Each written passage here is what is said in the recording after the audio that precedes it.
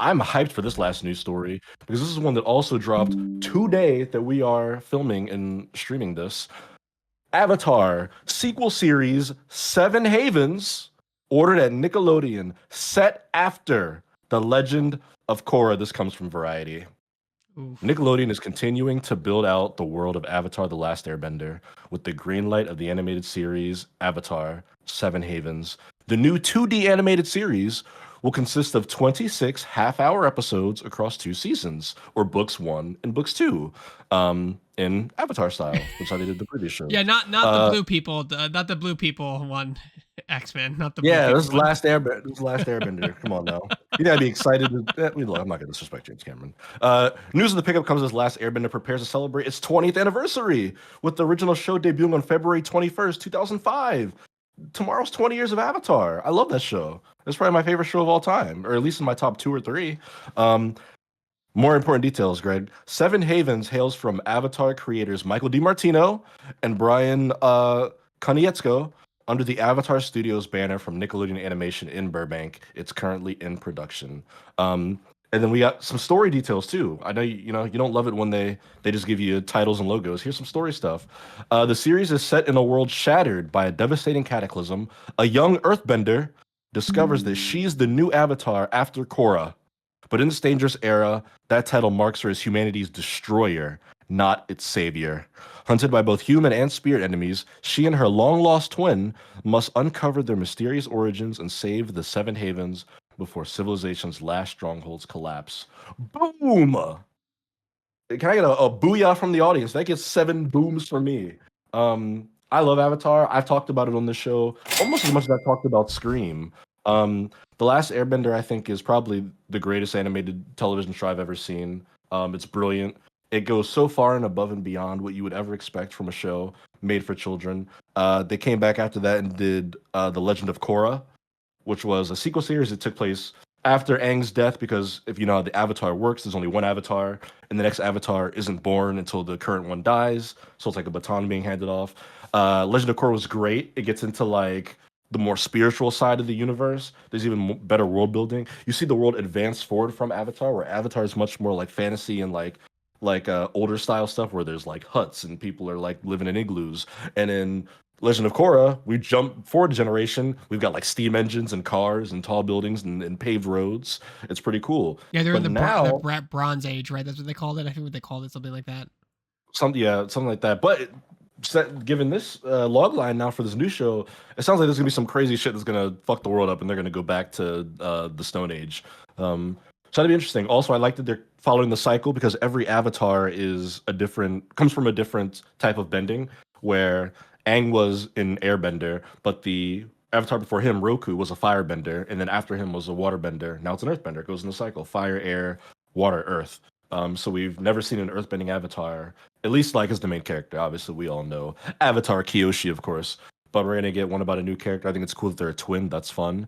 I like the idea of the Avatar being a character that's not seen as a savior, that's seen as a destroyer, because that's a big thing with Aang. Is everybody's telling him that he's like the chosen one and whatnot. And he's got all this pressure on him. So I think it'll be cool to flip that expectation on its head. I'm just glad that this franchise is getting its due. I think that Legend of Korra was such a good show. It was very underrated, underwatched.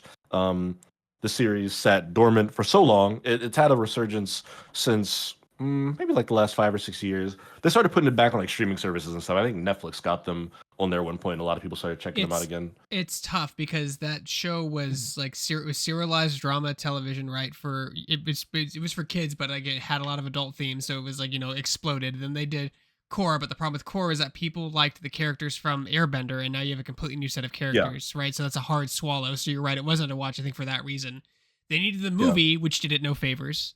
They needed the Netflix series, which was very diversive, like Star Wars, right? Some people love it, some people hate Getting a it, right? second season though, It it did is. well enough. It's It getting is. more And now and like followers. and didn't that we covered that news like really well. Like didn't like the creator get like chased, like they had disagreements all the time. He was not happy with what they Yeah. were doing. Yeah, that's the really interesting thing here, right, Greg? So the creators of Avatar, Michael DiMartino and Brian Konietzko, they were like on board to make that live action show on Netflix with Netflix. And then during the process, they broke up because of creative differences. And Netflix just made the show on their own, and it is what it is. We don't know what it is about the show that they wanted to do that Netflix wasn't on board with. It's not exactly one to one to the show. There are things they change and skip and rearrange.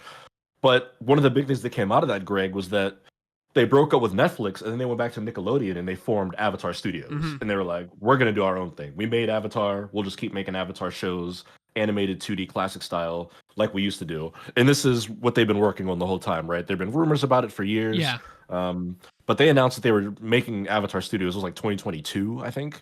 And yeah, we're finally seeing what it is they've been working on. It's Avatar 7 Havens. So yeah, I'm excited about it. I love that it's from the original creators, that they're the writers, producers on this new show. I love that universe very much. I think it's phenomenal. Avatar is one of those shows that I just rewatch from beginning to end every like 3 or 4 years, just so that my soul stays pure. It's phenomenal. It's great. And I do get what you said about like the characters from the first one not really being the main characters of the Legend of Korra. That's why so many fans fell off. What I thought was so cool as a kid was, like you said, it was serialized and persistent, right? Like, sure, Aang wasn't the main character in Legend of Korra because he's dead, but like the things that Aang did like carried over. There was like a very clear effect. Even at like 12, 13 years old, I could see like, oh yeah, like when he made amends with that like crazy leader, like that led to like this thing in Korra. Or like side characters would show up and they'd be like 60 years old, right? Like Toph shows up and she's like got gray hair and she's in a swamp and whatnot. You find out that like her daughters are police officers. And you remember when Toph founded steel bending in a cage? Now the police all use steel bending. They have like these metal hooks that they shoot out from their armor that they wear. There was this cool continuity to the universe in Korra that I just thought was awesome. And Korra had goddamn great characters too.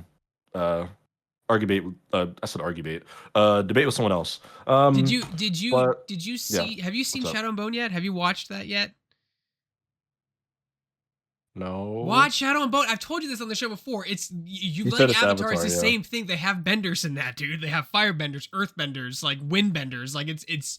I don't know if the books probably. I mean, I would not be surprised if the creators of that show were inspired by those books and like wrote an offshoot from those, because there's a lot of similarities. There's a chosen one, right? There's an avatar that's of light, that controls light, right? Because there's fire, there's wind, there's earth, there's shadow, and there's light, and like there's only one light bender in the whole world at any given time. Yeah, really should watch it. Great if you like Airbender or like that show. I was watching like, Jesus Christ, Airbender's gonna sue somebody, and then I think I googled it and the books came out before Airbender, so I'm like, wait a minute, so they should be suing the Airbender. But anyway, so great show. But are you a little worried with this like new show? I mean, I know it has like has all the right recipes, but I feel like Korra is a really good example. Like you make this show, Avatar: Last Airbender, and people love the characters and love the world. And then they make Korra, and Korra is just the world, right? You don't have the original characters; it's just the world, and it was underwatched, underappreciated. I agree. And then you start having these arguably failed projects or really divisive projects that just aren't hitting the right notes. I mean, do you think they'll finally get to the point? Because they're always trying to copy that initial success. Do you think they'll actually do it, or do you think this will always be just slightly undervalued about what the original property was? Because I feel that was where with Korra, right?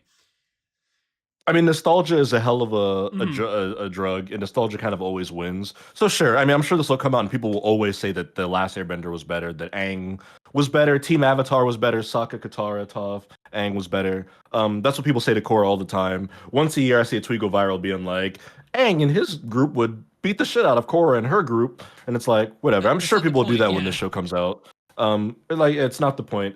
Yeah, I mean, I think it'll just come down to who these new characters are, right? Can they make a new cast of characters that we'll give a shit about? And my experience says yes, because by the end of Korra, I loved Korra and Bolin and Asami and Naga and all the characters they kind of created in that show. I thought they were awesome. I loved them almost as much as I loved the OG Team Avatar. So hopefully if they can bring some of that magic, yeah, at this point, I have no reason to doubt that they could do it. They've done it twice. I think they could do it a third time. I think, I mean, the animation will be a big thing. It doesn't seem like it's been rushed because they announced Avatar Studios 3 or 4 years ago at this point. And if it's going to be, you know, a 26, I like that they say in this thing, Greg, that it's going to be a 26 episode, 2-season thing. They've already got a beginning and end for it. They're not doing like this is going to run and we're just going to keep renewing it if people like it. There's clearly a story here. Yeah, Avatar: The Last Airbender was 3 books, which is what they call their seasons. Korra was 3 or 4, maybe. Korra had a So beginning, a yeah, middle, and end too, right? They had the vision for Korra when it started. It wasn't like one of those things that drove yeah. on forever, like those other Mhm. TV shows. Yeah. So I love the fact that they're like, hey, this is Mm. going to be 2 seasons. It's going to be 26 episodes. Like, cool. We've got like a set beginning, middle, end. There's going to be no meandering or whatnot with it. And of course, I'm sure we'll see some old ass characters from Korra that are now going to be like the OGs. Um, yeah. So no, I'm not too worried about it. I know that they're also doing like a movie, like an animated movie that's supposed to be about like the original group of characters, like when they were much older, because obviously there's like a 60-year gap between Last Airbender and Korra. So Yeah, I think the Gen Oneers will get their fix too. I think that's like a cardinal sin to do a movie a little bit because I feel like SpongeBob is a great example. Like SpongeBob is a brilliantly written show, but it works best when you put SpongeBob, Squidward, and Patrick and these other abstract characters in everyday situations, right? A movie, there's always some kind of stake, and like it's too After a big. SpongeBob movie ruled. I'm a goofy goober. I just Yeah, rewatched that it was a last month. that was a good scene, but like I feel like that series works best as a show, right? When you put him in these awkward situations, everyday awkward situations, right? Like he has a job, you know, that's something everyone can relate to. He goes to a job. Some people love their jobs, some people hate their job, and then like I guess I saw a trailer for the new movie, and I'm just like, okay, like you know what I mean? Like why not a show, and why is it 3D? Those are the two questions. So I'm really happy that this Avatar thing is 2D because I'm glad they didn't get like conned into doing 3D because the kids want 3D stuff. I guarantee you in a pitch meeting, some executive over there was like, but kids love 3D. 3D is where you got to be. No, you can do 2D. It's fine. That's where it should live. Mhm. It's 2D. Do not make a 3D Avatar show, please God.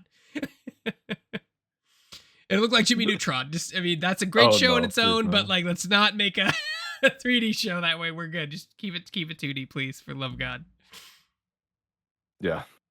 I'm glad they're sticking with classic 2D animation for this. But I'm excited about the show a whole lot. It's immediately at the top of my most anticipated list. I'm sure we'll talk about it some more as new details are revealed.